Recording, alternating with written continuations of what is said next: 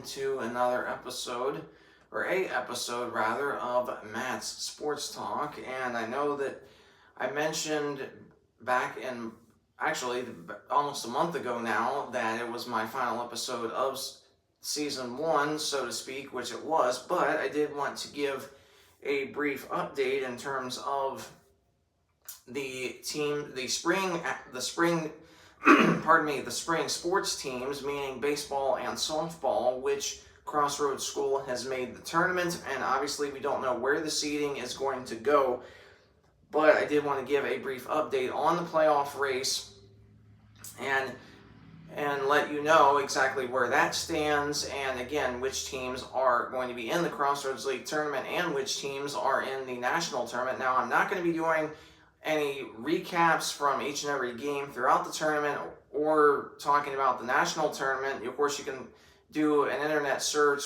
on whatever web browser that you have in order to find out that specific information. Or, of course, you can go to your social media outlets, whether that's X, Facebook, Instagram, to find all that information out as well. I did want to give a brief update on the baseball and softball tournaments for the Crossroads League are going to be happening next week. The baseball tournament will be hosted by Indiana Wesleyan, and the softball tournament is going to be hosted by Taylor University. And so, looking at what's left in baseball in terms of the regular season tomorrow, Bethel is at Grace, and both of those two teams are fighting for the last two playoff spots as the Maple Leafs of Goshen College are eliminated. And for Bethel and Grace, now the only way Bethel will make the league tournament is if they sweep that series against the Lancers. That's the only way the Pilots are going to be in, is if they sweep the Lancers. Meanwhile, for Grace, all they need is just one win out of that 4-game series, and then it will officially be Grace getting that last playoff spot.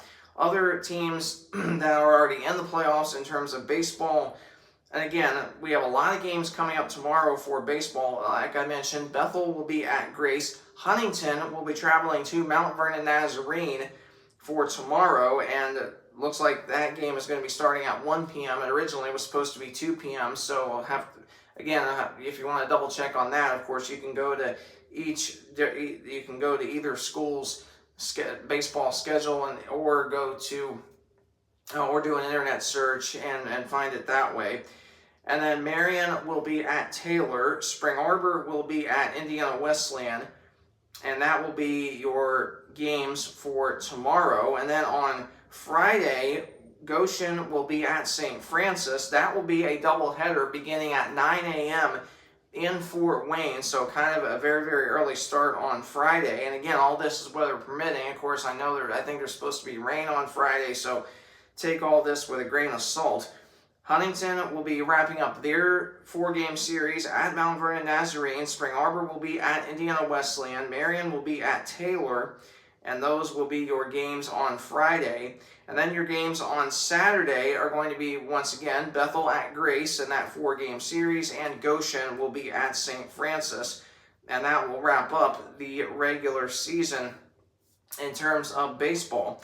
So looking at the Crossroads League standings for baseball, again, this video is just to give you a brief update on baseball and softball, where things stand. And again, I don't follow this as much as I do basketball, but I did want to give you an update on where things stand. So in terms of baseball, Taylor has, officially locked up the number 1 seed in the Crossroads League tournament. They're ranked 11th in the country right now, and they've locked up the first automatic bid into the national tournament, and they are on a 6-game winning streak. They're 28-4 in the conference, 37-8 overall. St. Francis right now, the number 2 seed at 20-12 in the conference, 24-22 overall. They've won 3 straight.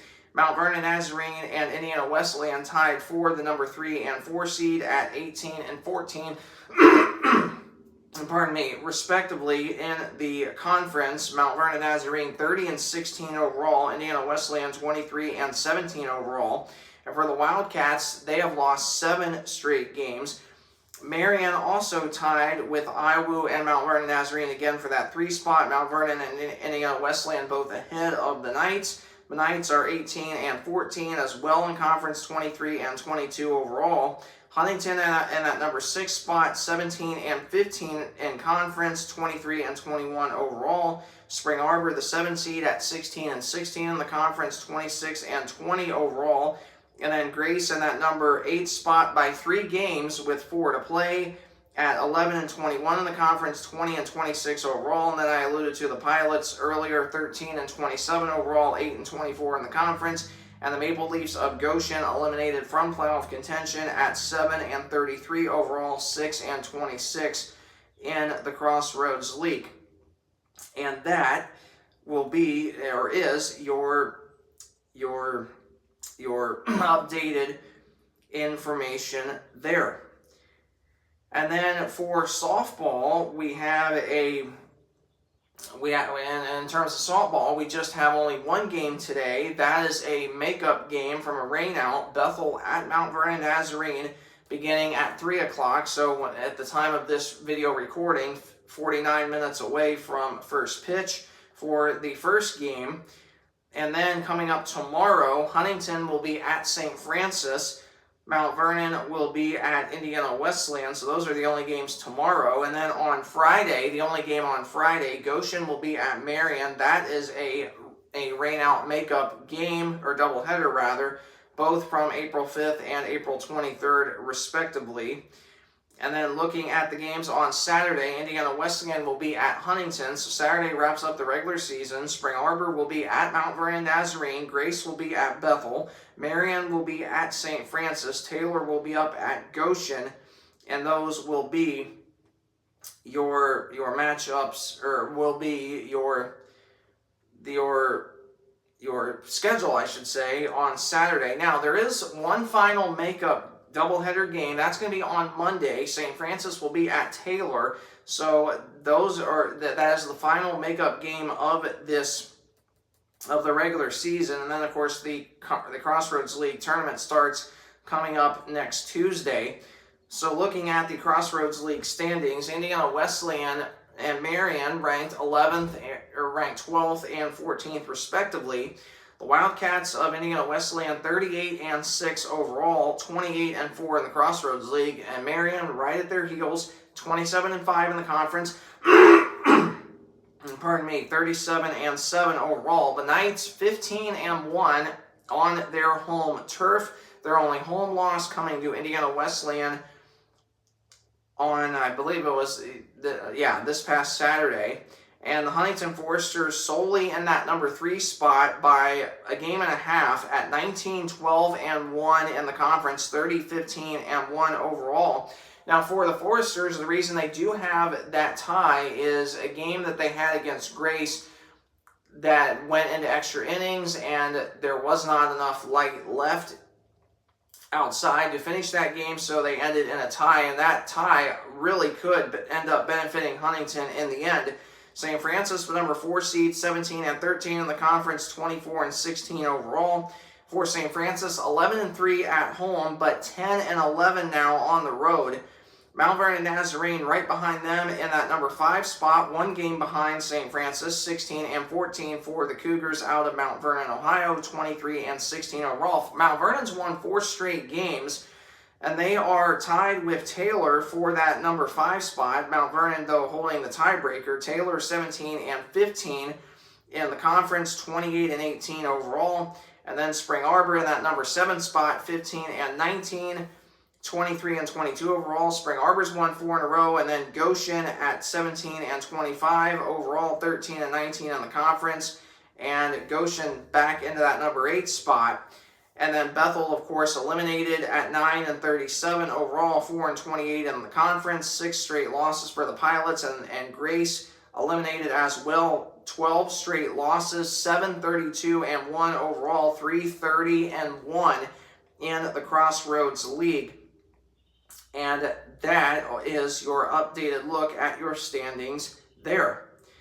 And for Goshen, they have 4 games left, Marion and Taylor. So for Goshen, they pretty much, with one more Taylor win, the Maple Leafs of Goshen with one Taylor win or one Maple Leaf loss, and the Maple Leafs are going to, could be no better than 7. So again, they're just going to be jostling for playoff seeding, them, Spring Arbor, Taylor, and potentially Mount Vernon Nazarene.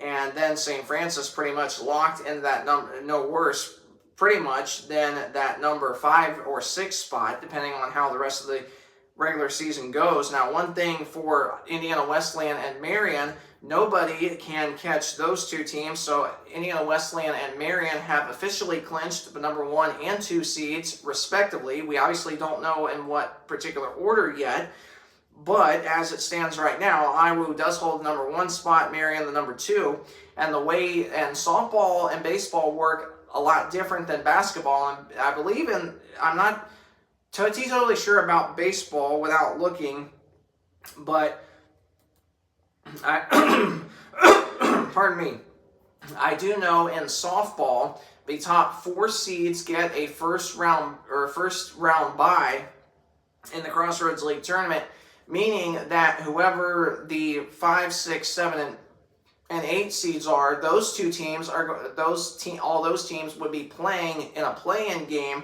The 5 would play the 8, the 6 would play the 7. So if the tournament started right now, IWU, Marian, Huntington, St. Francis would all have a first round bye. Mount Vernon would play Goshen, and Taylor would play Spring Arbor. And whoever is the lowest seed remaining out of the play-in bracket would play the number 1 seed, which right now would be Indiana Wesleyan. So obviously there's a long ways to go yet in that. Now, looking real quick at some of the individual team leaders in softball in terms of batting average, you have Morgan Yeater batting .535 in just 41 games. And Courtney Thomas for IWU batting .462. Abby Harvey also for IWU batting .452. And then you have one girl for St. Francis batting .500 and one for Marian in terms of the top 5 batting .451. In terms of RBIs, Abby Harvey leads the way for IWU with 65. A girl for Taylor with Elle Lehman with 60.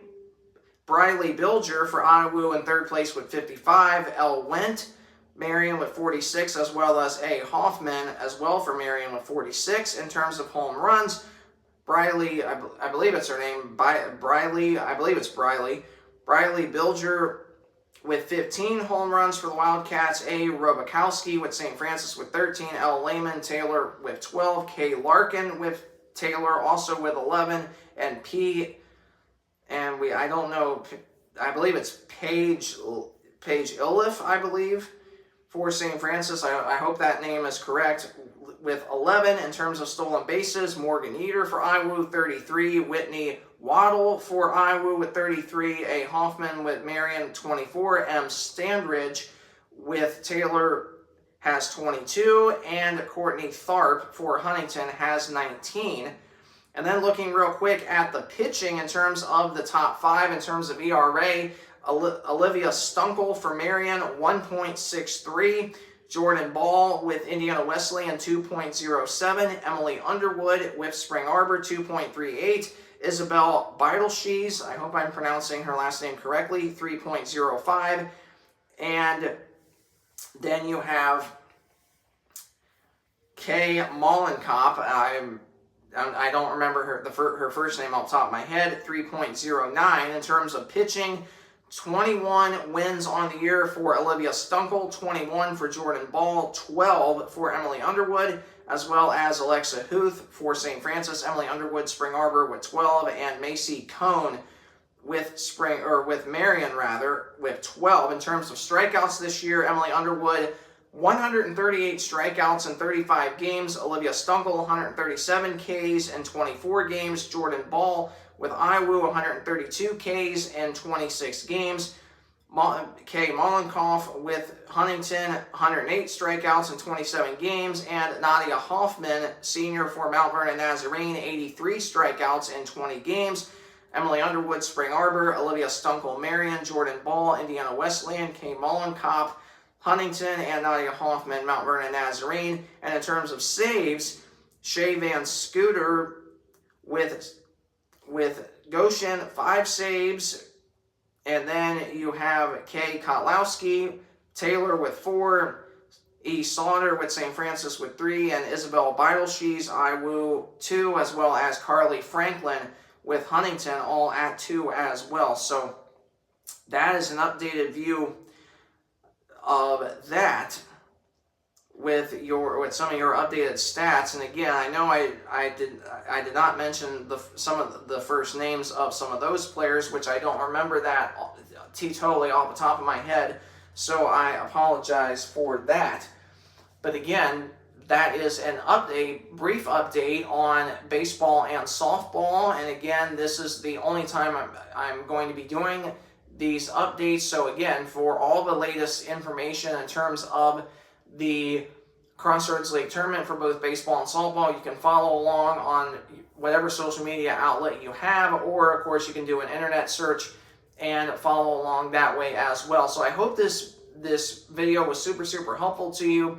And if it was, please either leave me a comment down below or subscribe to my channel. Any one of those 3 options helps me out greatly, and I truly appreciate any feedback that you provide me. So again, I thanks so much for watching this video, and I hope you have a blessed rest of your spring and summer and the start to early fall. And again, I will be right back here on my YouTube platform in November once we get to the Crossroads League part only of the basketball season for both men and women. It's going to be awesome being able to do those recaps next season for every Crossroads League tournament, for every Crossroads League game, men and the women, as well as the Crossroads League tournament for both the men and the women, and then the NAIA National Tournament, recapping all those games for the Crossroads League teams that make it, as well as showing you my official NAIA National Tournament bracket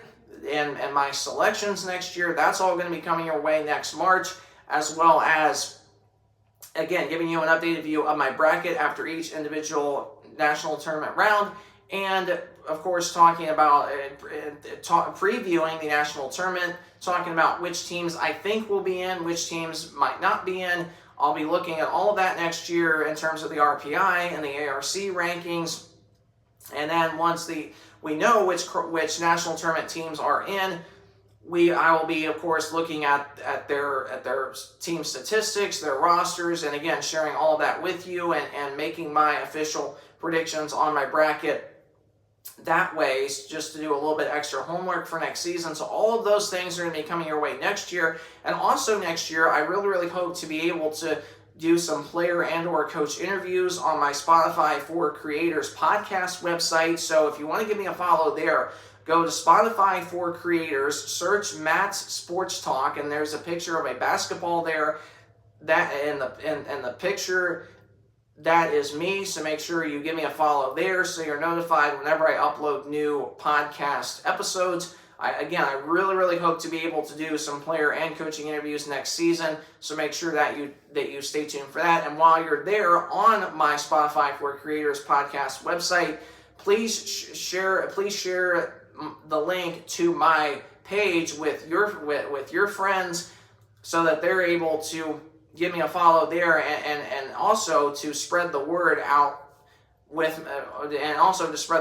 regarding my podcast website, to get some more audience view, not just views, but to really gain more of a bigger audience. So please feel free to do that, as well as please share this channel here on YouTube with your friends as well, to keep getting the word out there regarding my Sports Talk episodes here on YouTube.